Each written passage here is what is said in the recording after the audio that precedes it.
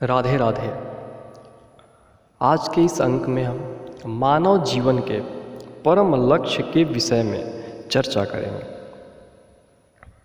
देखिए, ईश्वर के जितने भी अवतार हुए हैं सनातन धर्म के अनुसार, उन सब में श्री कृष्ण का अवतार ऐसा है जिसको परम अवतार होने का दर्जा प्राप्त है।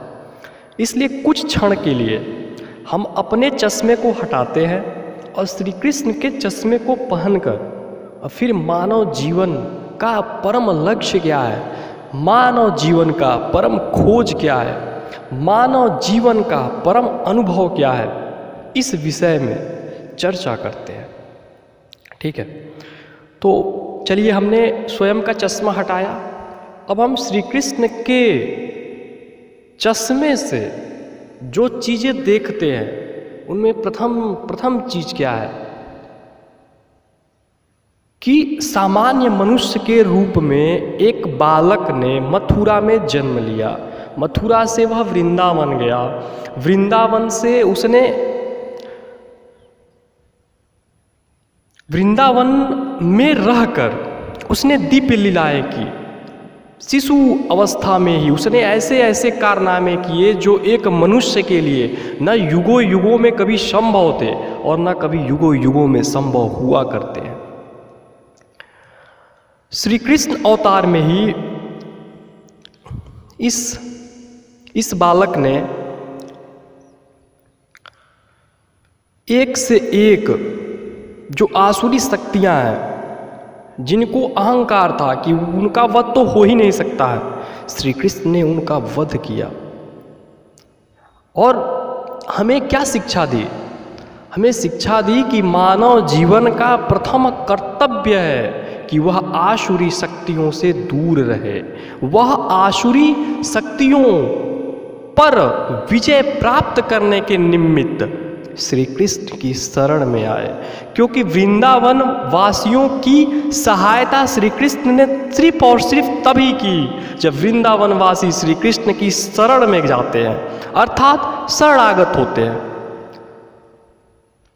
ठीक है, अब आते हैं जीवन में श्री कृष्ण दर्शन से प्रेम के अनुभव पे। ठीक है, देखिए, श्री कृष्ण को राधा से प्रेम होता है, जो कि राधा का भागवत महापुराण के अंतर्गत कहीं वर्णन नहीं मिलता है। एक जगह वर्णन है भी तो तात्पर्य इस प्रकार से दिया है कि श्री कृष्ण जिनकी आराधना करते हैं वही राधा है। ठीक है, तो अब कुछ राधा पे आते हैं। ये राधा तत्व जो है वह प्रेम तत्व है। चूंकि श्री कृष्ण परमावतार है, इसलिए वह राधा के माध्यम से यह सिद्ध करते हैं कि ये जो राधा स्वरूप नहीं है, राधा एक नाम है, और जो यह नाम है वही मूल प्रकृति ईश्वरी के रूप में विद्यमान है। अर्थात अगर इस संपूर्ण सृष्टि में कहीं भी कोई चक्र संचालित हो रहा है, जिसको हम सृष्टि चक्र के नाम से भी जानते हैं, जिसको लाइफ साइकिल भी कहा जाता है, ये जिसको भांति भांति नामों से भी जाना जाता है, उन सब के अंतर्गत राधा जीवन शक्तिनी है। अर्थात राधा मूल प्रकृति ईश्वरीय है, राधा स्वरूप नहीं, राधा नाम। क्योंकि हमारा हृदय, देखिए, इसके लिए आपको पंच प्राण को समझना होगा। देखिए, प्राण 5 प्रकार के होते हैं।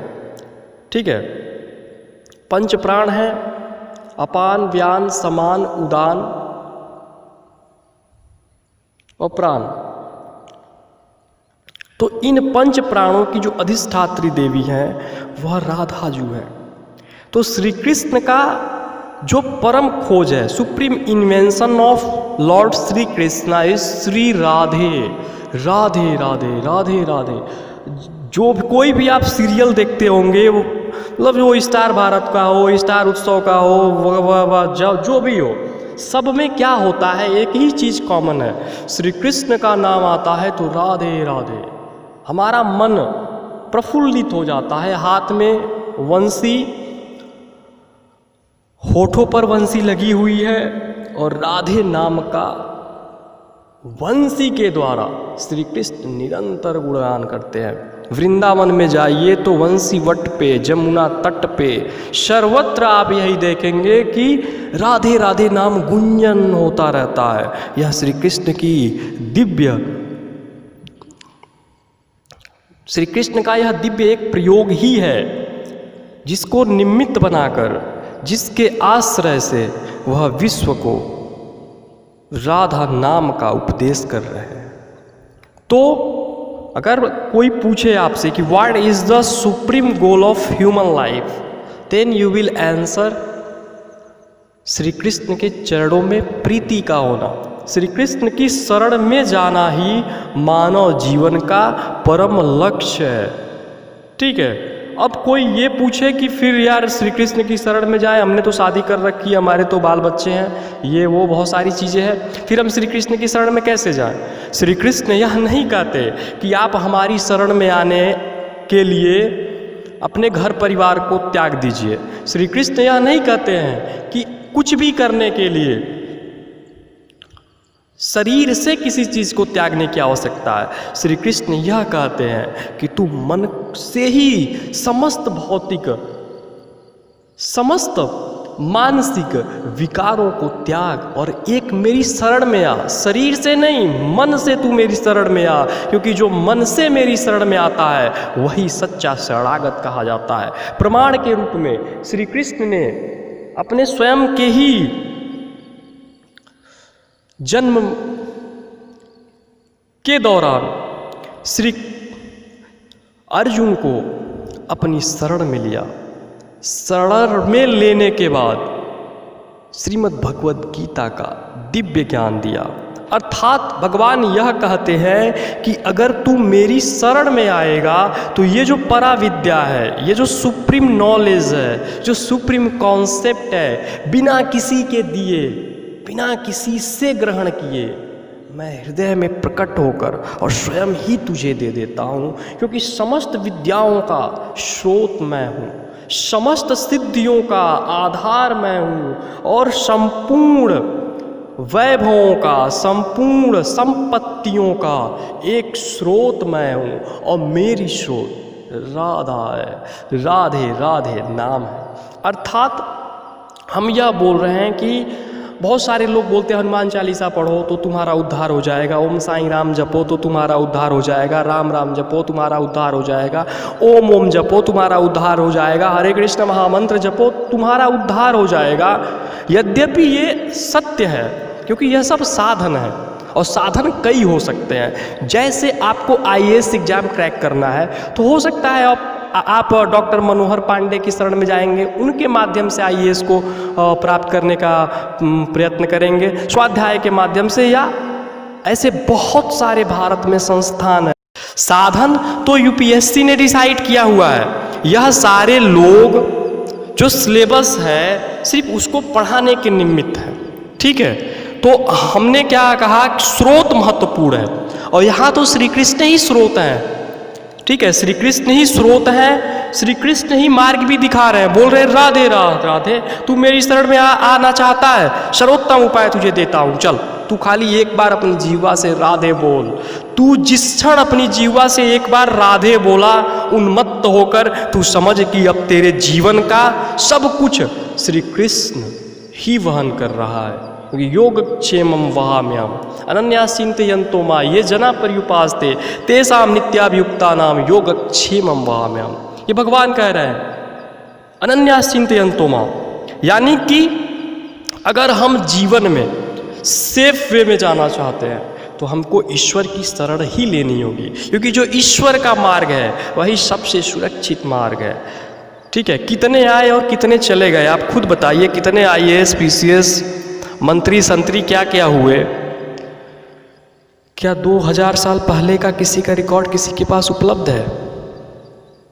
चिंतन के द्वारा आप यही पाएंगे कि कितनी सभ्यताएं नष्ट हो गई, लेकिन संस्कृतियाँ कभी नष्ट नहीं हुई। इसलिए मानव जीवन का लक्ष्य है संस्कृतियों को विकसित करना, न कि सभ्यताओं को विकसित करना। अटलांटिका की सभ्यता हुआ करती थी, आज नहीं है। माया सभ्यता कभी हुआ करती थी, आज नहीं है। मोहनजोदड़ो हड़प्पा की सभ्यता अर्थात सिंधु घाटी की सभ्यता कभी हुआ करती थी, लेकिन आज नहीं है। आज हमारे पास क्या है? इन सभ्यताओं ने जो संस्कृतियाँ अर्जित की, जिनको उन्होंने अभिलेखों के माध्यम से, शास्त्रों के माध्यम से संकलित किया, आज हमारे पास सिर्फ और सिर्फ वही है। अर्थात किसी भी दृष्टांत से हम अगर चलते हैं तो प्रकृति के हाथों में हमारा सर्वस्व है।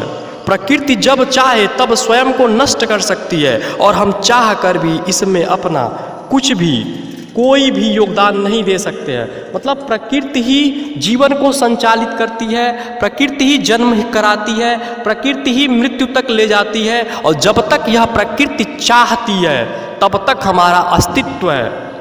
लेकिन जो व्यक्ति प्रकृति से परे हो जाता है, अर्थात जो पुरुष को प्राप्त कर लेता है, जो श्री कृष्ण को जानता है, वह फिर इस जन्म मरण के चक्र से मुक्त हो जाता है। यह हम नहीं कह रहे, यह सांख्य शास्त्र के प्रणेता कपिल मुनि माता देवहूति को उपदेश दे रहे हैं। बोलते हैं, हे माँ, पुनरपि जन्मम पुनरपि मरणम पुनरपि जननी जठरे शयनम। बार बार जन्म लेना, बार बार माँ के उस गर्भ में निवास करना जिसमें मल मूत्र विष्ठा के अतिरिक्त अन्य कुछ भी नहीं होता है। चिल्ला चिल्ला कर अपनी माता को उपदेश दे रहे हैं सांख्य शास्त्र का कि हे माता, ये सूर्य के सदृश जो चेतन जीवात्मा है, अर्थात जो सूर्य बाहर स्थित है, वही सूर्य हमारे भीतर स्थित है। उस सूर्य को प्राप्त करना, उस सूर्य का अपने हृदय में दर्शन करना ही मानव जीवन का परम दर्शन है, मानव जीवन का परम लक्ष्य है। और राधे नाम को सुनना, उस सूर्य दर्शन के साथ ही मानव जीवन का परम खोज है। तो supreme goal of human life is Shri Krishna के प्रेम को प्राप्त कर लेना, श्री कृष्ण के शरणागत हो जाना। और supreme invention of human life, Radhe Radhe नाम को अपने हृदय में सुन लेना। ठीक है, ये तो बहुत सारे साधन है। विष्णु सहस्त्र नाम, हनुमान चालीसा, शिव तांडव स्तोत्रम वगैरह वगैरह वगैरह पड़े हुए हैं, स्वयं श्रीमद् भगवद गीता। लेकिन हम जो बार बार आपको जोड़ देकर यह बोल रहे हैं कि ये राधे खोज है भाई, ये खोज श्री राम ने नहीं किया। राधे जो दिव्य खोज है वो श्री राम ने नहीं किया। चलो हम आपको भगवान के दशावतार की कथा सुनाते हैं थोड़ी देर के लिए, क्विक रिवीजन। भगवान ने प्रथम अवतार लिया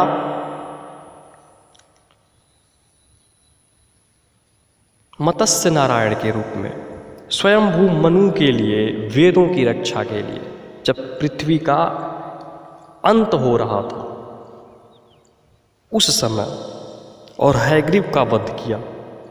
फिर आगे भगवान वराह रूप में आते हैं, हिरण्याक्ष को मारते हैं, नरसिंह रूप में आते हैं, हिरण्यकशिपु को मारते हैं। फिर आगे चलकर कच्छप रूप धारण करते हैं, समुद्र मंथन के समय आधार बनते हैं मंथन का। आगे चलकर भगवान वामन के रूप में राजा बलि से छल पूर्वक उनकी संपूर्ण संपत्ति को दान में ले लेते हैं। फिर भगवान परशुराम के रूप में आते हैं, 21 बार पूरे क्षत्रियों का पृथ्वी पर संहार करते हैं। फिर राम के रूप में आते हैं, कृष्ण के रूप में आते हैं, बुद्ध के रूप में आते हैं, कल्कि के रूप में आते हैं। और सबसे बड़ा चमत्कार क्या कि इन सभी रूपों में आगमन के पूर्व ही भगवान की लीला चरित्र का प्रकाशन मिलता है। मतलब कि कल्कि अभी नहीं आए हैं, लेकिन आप अगर कल्कि संहिता को पढ़ें तो कल्कि का उसमें पूरा जीवन चरित्र वर्णित है, जबकि कल्कि का तो अवतार नहीं हुआ है। तो भगवान क्या सिद्ध करने का प्रयास कर रहे हैं अपने जीवन चरित्र से ही, कि वास्तव में लाभ हानि जीवन मरण जस अपजस विधिया। भगवान यही तो बता रहे हैं कि विधि का विधान है, चूँकि सबका विधान हम उल्लेखित नहीं करवा सकते हैं, क्योंकि यह हमारी रचना है। अब हम सबके माध्यम से तो नहीं करा सकते हैं, लेकिन हम अपने माध्यम से इसका प्रमाण प्रस्तुत करने के लिए अपने चरित्र को प्रकाशित करवाते हैं। अर्थात लाभ हानि जीवन मरण जस अपजस विधियात, और हम सब जो इस विधि के विधान में नियंती पहले से नियति है, हम उसी में अपने जीवन का अमूल्य क्षण खोते जा रहे हैं। ठीक है, तो कोई एक ही, देखिए क्या है कि संसार एक कीचड़ की भांति है, और कोई ही इस कीचड़ से उठकर और कमल बनने और फिर कमल पर विराजित होने के योग्य होता है। प्रमाण के रूप में कितने ब्रह्मा पैदा हुए होंगे, लेकिन भगवान ने ब्रह्मा की पदवी ब्रह्मा को ही दी, क्योंकि ब्रह्मा योग्य थे। सब इस कीचड़ में लिप्त हैं, लेकिन ब्रह्मा योग्य थे जो उस कीचड़ से निकलकर कमल के रूप में खिल जाए और फिर उस कमल पे विराजित हो जाए। तो तात्पर्य यह कि मानव जीवन का जो लक्ष्य है भगवत प्राप्ति है, भगवत शरणागति है।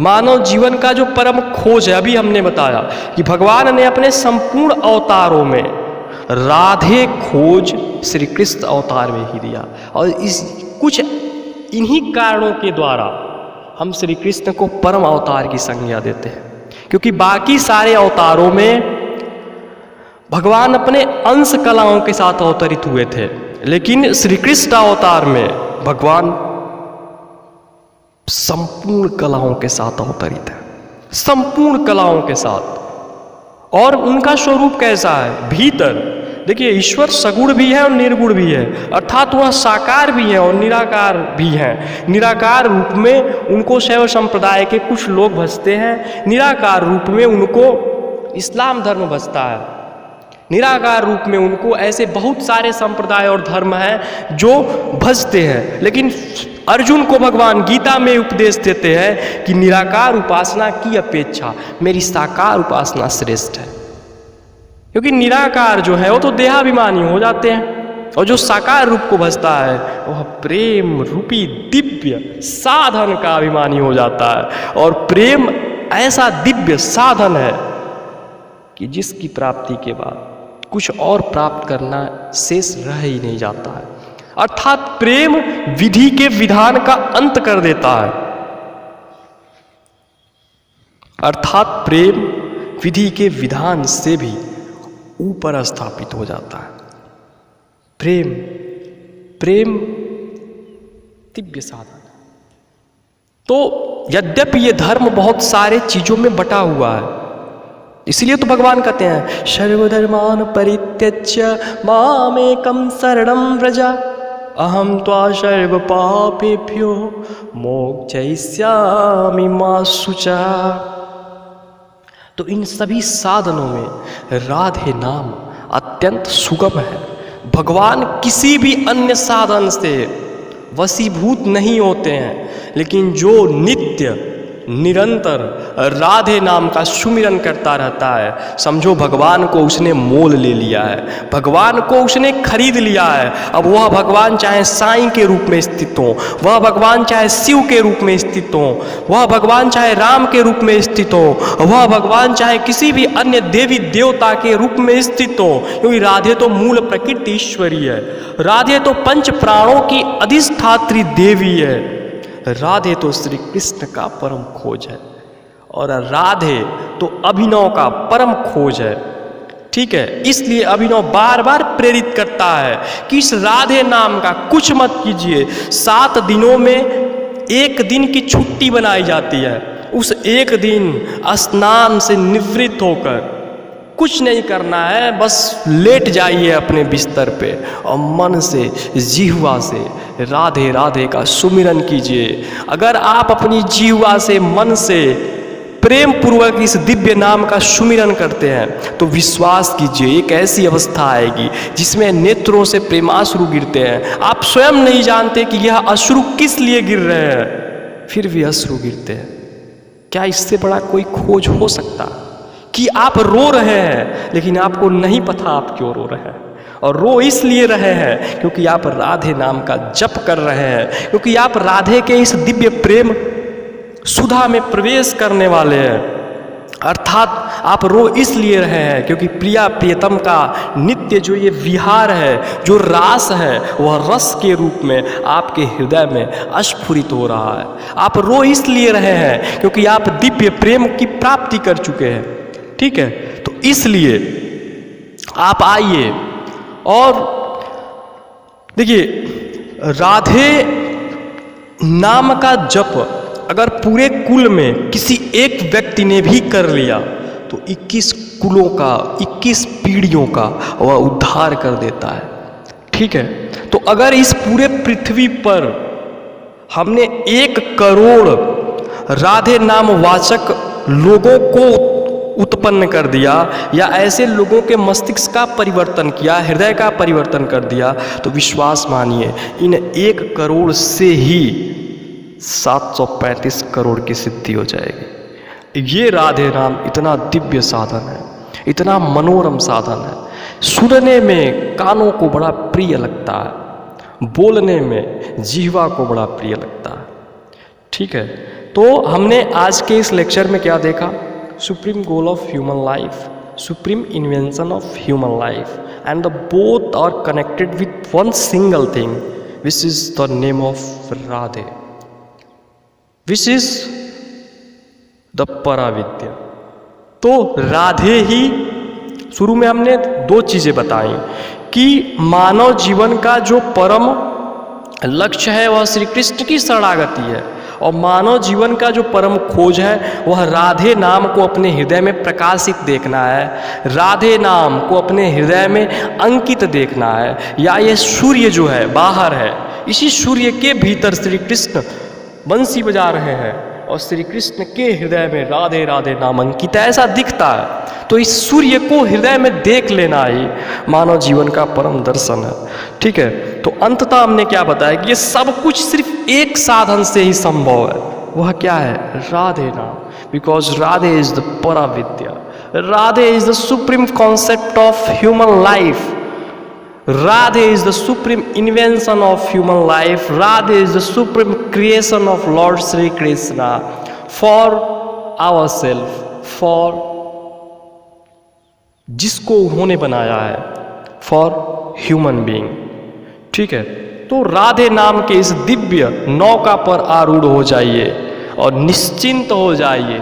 आगे जो कोई भी परिस्थितियां घटित होने वाली है वह उस राधे की कृपा से है, और वह आपको इस धर्म युद्ध में विजय प्रदान करने के लिए है। इसलिए निश्चिंत हो जाइए कि आप जीवन में दुख के सबसे निचले स्तर पे विद्यमान है, क्योंकि प्रमाण के रूप में अभिनव पांडे, क्योंकि अभिनव पांडे दुख की जिस अवस्था को प्राप्त है, अगर आप उस दुख की अवस्था को प्राप्त होते तो शायद आपका दर्शन कुछ अलग होता, लेकिन अभिनव पांडे उस दुख की अवस्था को प्राप्त होकर भी परम सुख का अनुभव करता है, और उस दुख की अवस्था को प्राप्त होकर भी सुख दुख से परे का अनुभव करता है, क्योंकि इसके पास परे विद्या है, पराविद्या है, राधे विद्या है। तो आइए प्रेम और श्रद्धा के साथ इस राधे नाम में, इस राधे नाम से आलिंगन करें, इस राधे नाम को ओढ़ें, इस राधे नाम को बिछाएं, इस राधे नाम का संकीर्तन करें। अगर विश्वास ना हो तो सिर्फ एक बार वृंदावन जाइए, वृंदावन में निधिवन में जाइए। निधिवन में जो भगवान श्री कृष्ण राधा रानी के साथ रास रचाते हैं, उसमें बहुत सारे सिंदूर गुलाल ये सब बिखरे पड़े होते हैं। किसी एक का स्पर्श कीजिए और आपके हृदय में राधे नाम प्रकाशित ना हो गया तो समझिए अभिनव पांडे की विचारधारा, अभिनव पांडे का दर्शन, अभिनव पांडे का जीवन, ये सब कुछ मिथ्या है। तो आइए अंत में श्री राधा राधा राधा राधा राधा, श्री राधा राधा राधा राधा राधा, श्री राधा राधा राधा राधा राधा, श्री राधा राधा राधा राधा राधा, राधा राधा नाम की महिमा